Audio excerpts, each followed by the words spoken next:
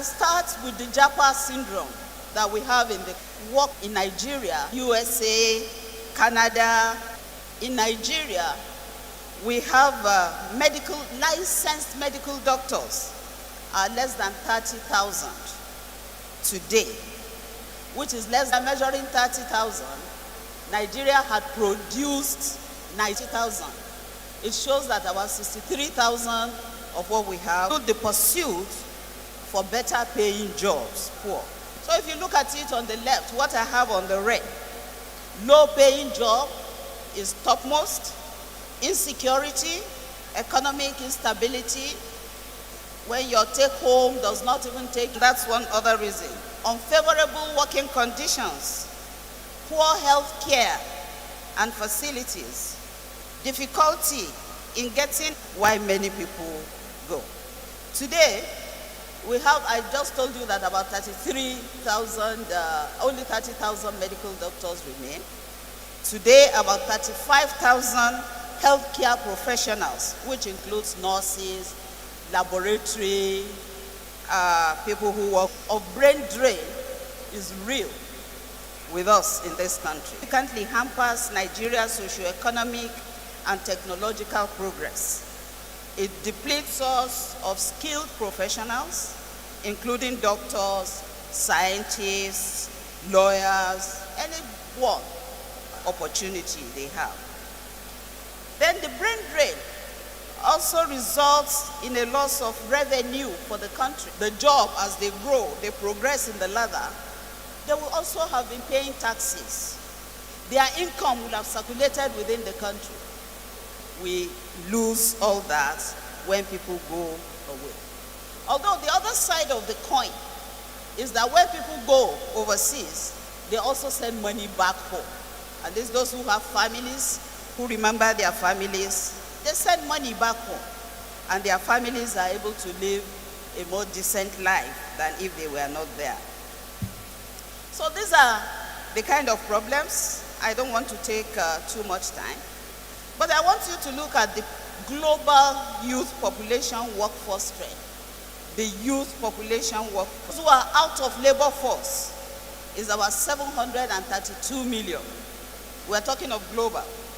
Those who are employed among 75 million. We also fall within this. Now, despite all this, I want you to look at those colors. It signifies we're looking at agriculture, looking at transportation, looking at all those ones as the green economy. If you look at the blue economy, we are looking at vulnerability and the value of the blue professionals. The platinum is the digital. Most of you these days use the benefit of digital. Some of you are in that sector already. And this opportunity, the digital sector, it requires education, and finally, you have the very last one, which ensures that care, that's the health care, everywhere is of utmost importance. However, most care. Now, what's the history?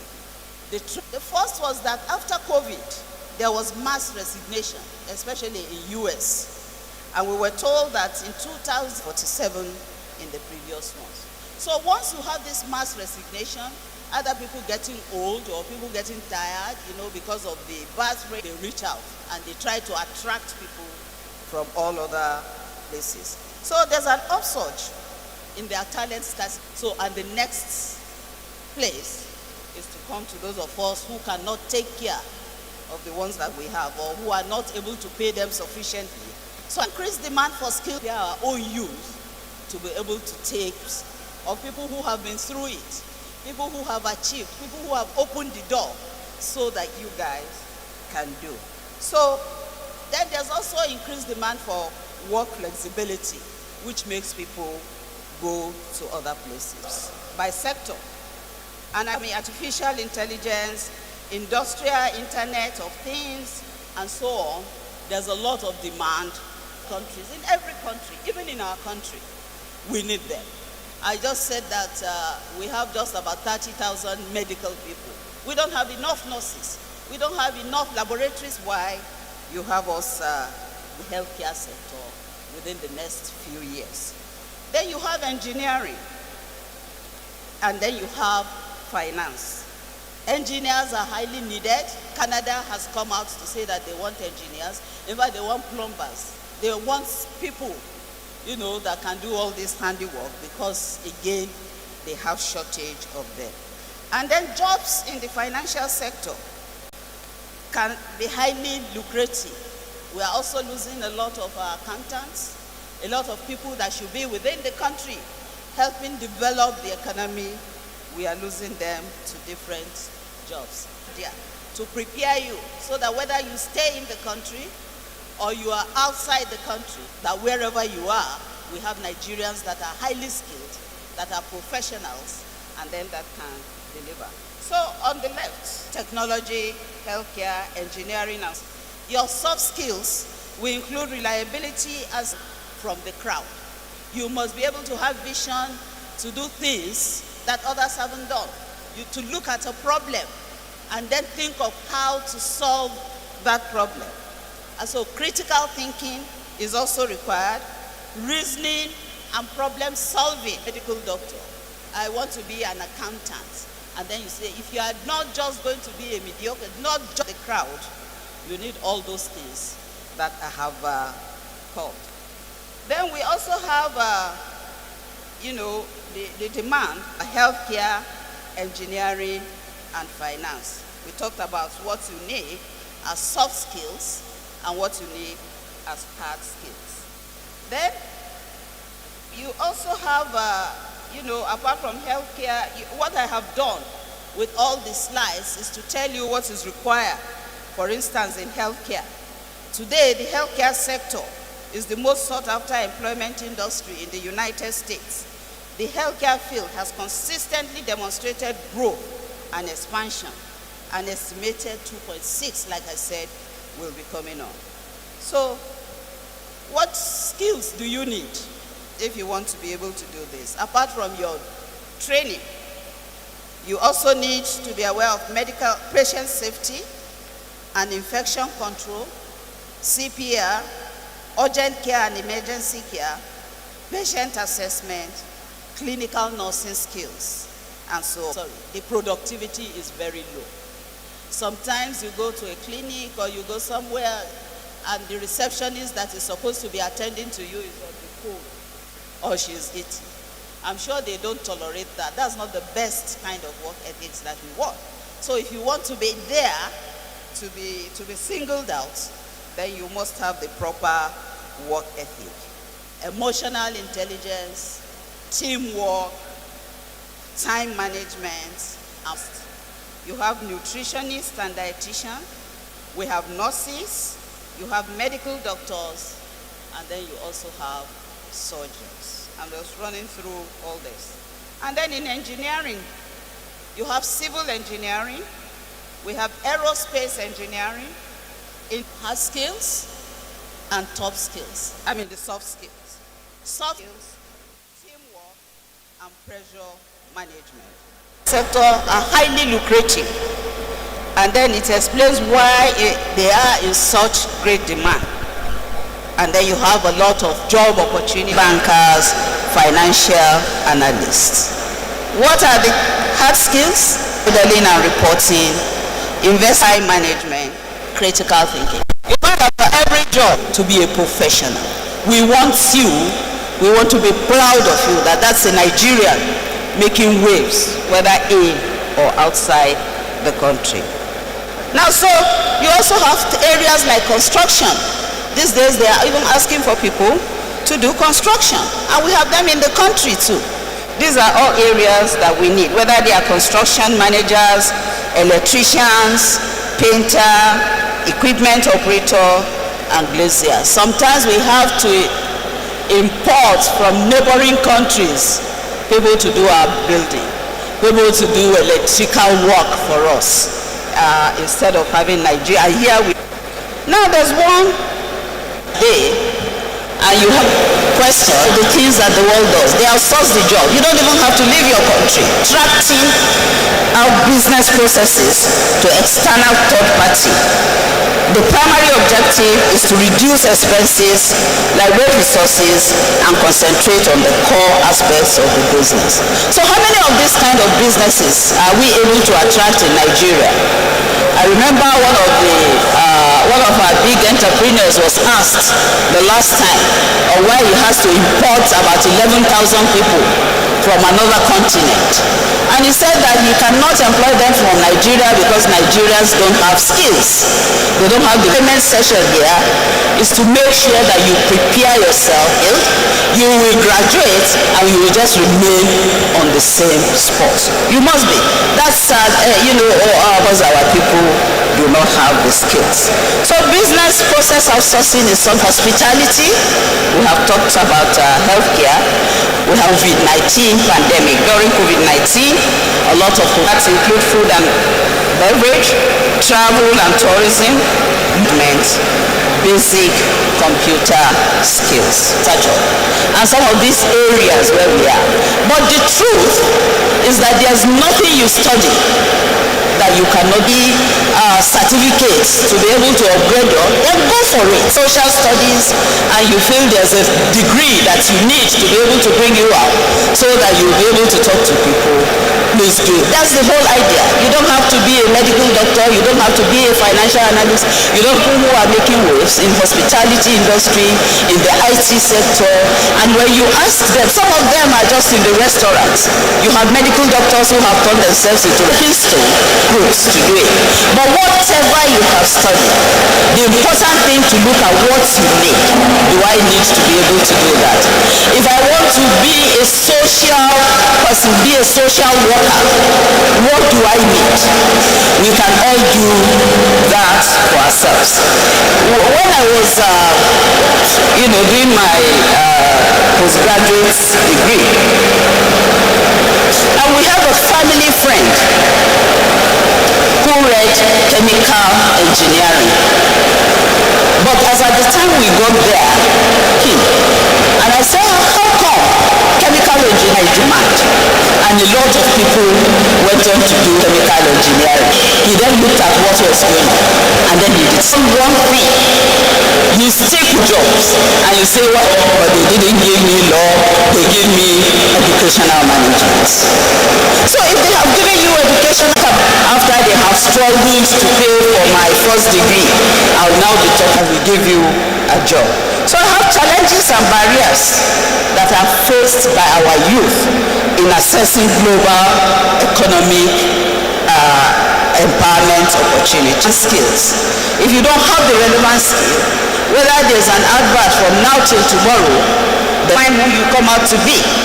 What do you want? What is IT? Some of them didn't really start with IT. Some of them went on to be able to read and then discover there are issues they can. Where there's instability, there are border issues, there's a Boko Haram from there, you are not likely to be able to settle down.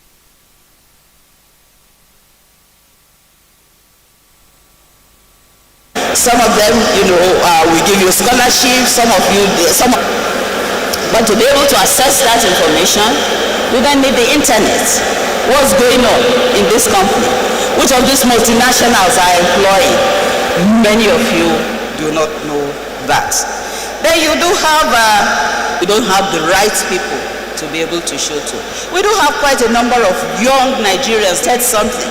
So instead of us having people to say, look, what else do you need to be able to modify it so that we can? Sometimes I just gave you an example of my friend that had to change. The situation we have does not match that. In this country, sometimes you want to do something and they say no, not with it. Then we have gender inequality is another one. Some of our girls and women, we do have that also stands between us. Some will tell you and say, look, there's no electricity. How do I become productive? But it is still within this country, without the electricity, without the internet, that you have some young people who are determined to succeed, and they do, and then they achieve. They look for what they need, and then in spite of the— they come out, and be very well. So Nigeria skill gap, we do have the federal government is doing some things. You have all the things like N-Power. The federal government had the partnership. You do graduate training. Some of them are mentoring tripper. State governments also do it. You have, some of them with commercial, small and medium enterprises as well.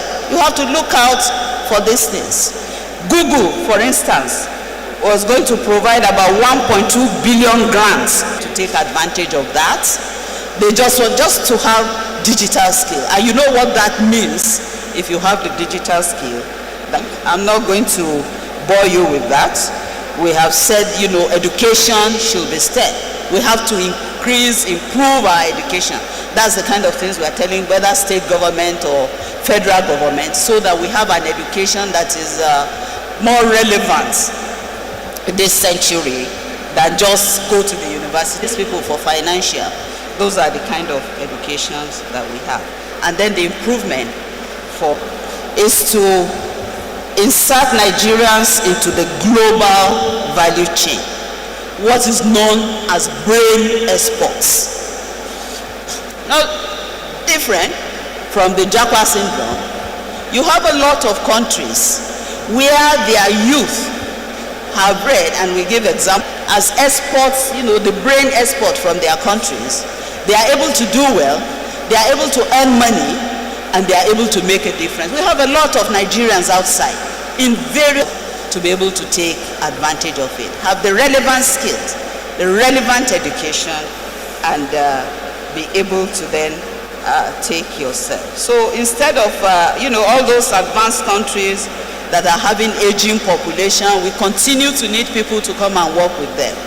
And then where will you be? The best will go. You don't have to be the ones. Even if you remain within the country, like I said, there's the business processes outsourcing. They will continue to outsource some of the jobs they do.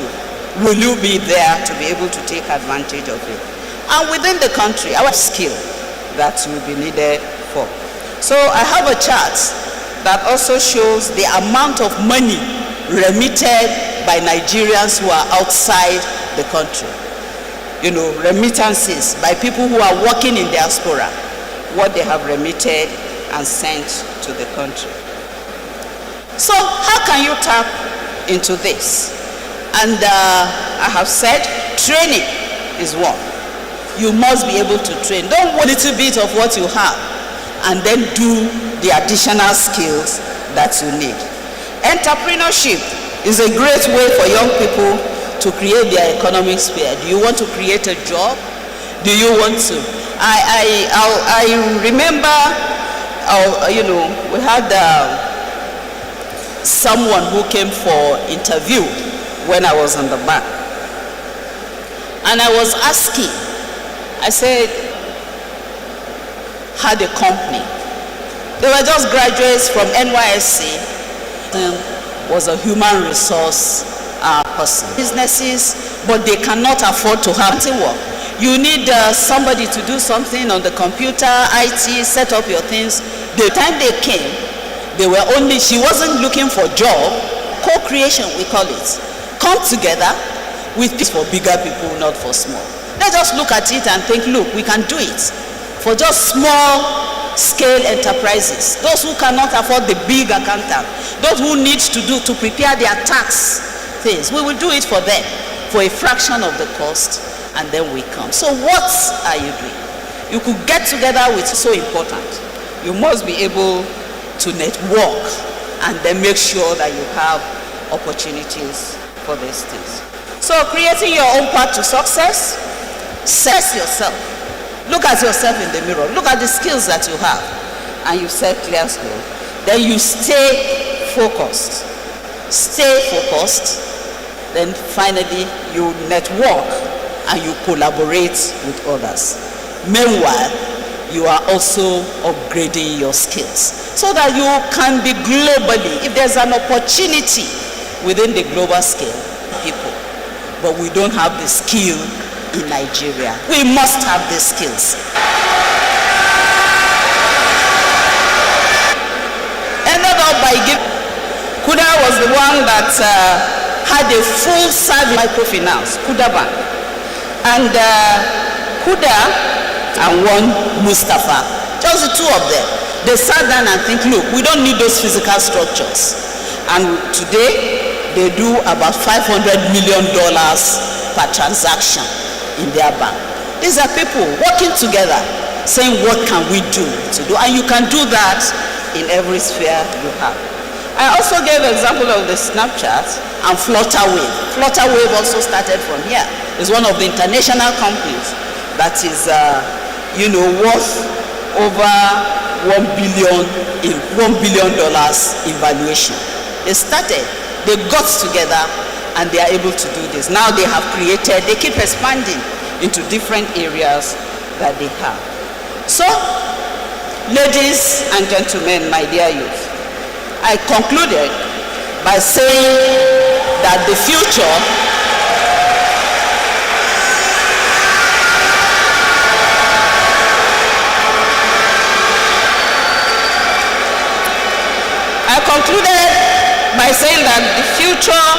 is now.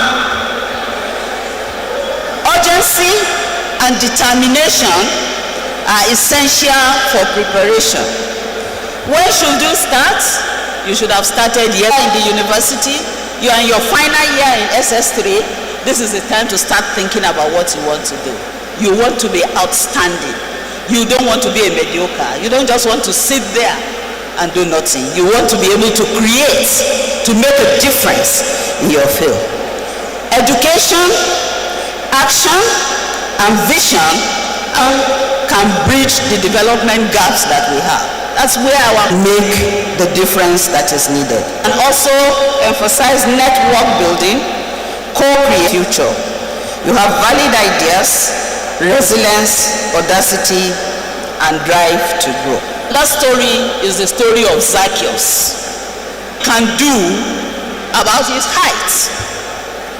So, but he wanted to less than the average height within his community at that time. That's why he knew he was short. Those people I can't see, I will be far behind, they will act on the tree so that he could see Jesus. Did he achieve his goal? He achieved his goal. And that was because he knew his weaknesses.